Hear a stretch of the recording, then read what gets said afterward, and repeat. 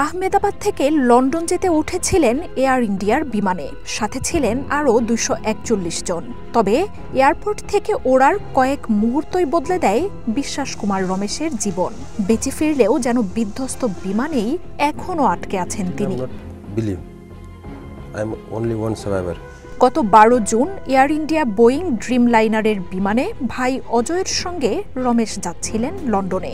Airport থেকে বিমান উড্ডয়নের কয়েক মিনিটের মধ্যেই বিধ্বস্ত হয় বিমানটি।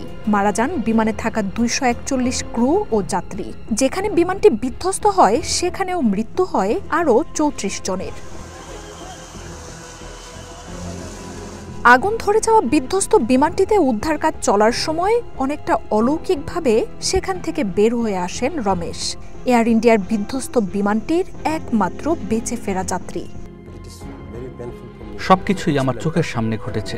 আমি কিভাবে বেঁচে ফিরেছি তা নিজেও জানি না। আমার মনে হয়েছিল আমি হয়তো মারা যাব, তবে চোখ খোলার পর বুঝতে পারি আমি বেঁচে আছি। তখন সিট বেল্ট খুলে বেরিয়ে আসি। আমার চোখের সামনে আমি বাকিদের মরতে দেখেছি। আমার ভাইকেও সেখানে হারিয়েছি। আমার সবকিছু শেষ হয়ে গেছে। লন্ডনে বসবাসকারী ভারতীয় বংশোদ্ভূত রমেশ কুমারের ভারতে যাতায়াত ছিল নিয়মিত ঘটনা। দুর্ঘটনার পর চিকিৎসা নিয়ে এখন তিনি বাড়িতে আছেন। তবে এখন একাই থাকতে পছন্দ করেন তিনি।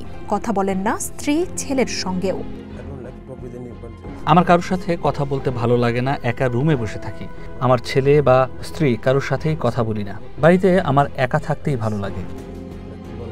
ভয়াবহ ওই ঘটনার শোক কাটিয়ে উঠতে পারছে না তার পরিবারও। এমনকি নিজের ভাইয়ের শেষকৃত্যেও কফিন বহন করেছেন রমেশ। আমার এখনো বিশ্বাস হয় না শুধু আমিই বেঁচে আছি। তখনকার কোনো কিছু বলা এখন আমার জন্য কঠিন। সেখানে কি ঘটেছিল আমি এখনো বলতে পারি না। বিধ্বস্ত বিমানটির ইমার্জেন্সি এক্সিটের পাশেই এক সিটে সেদিন আসন পড়েছিল রমেশের। এক দশকের মধ্যে সবচেয়ে ভয়াবহ এই বিমান দুর্ঘটনায় বেঁচে গেলেও বিমানটিতেই যেন এখনও আটকে আছেন রমেশ। মার্জিয়া উপমা, ওয়ান ইন্টারন্যাশনাল ডেস্ক।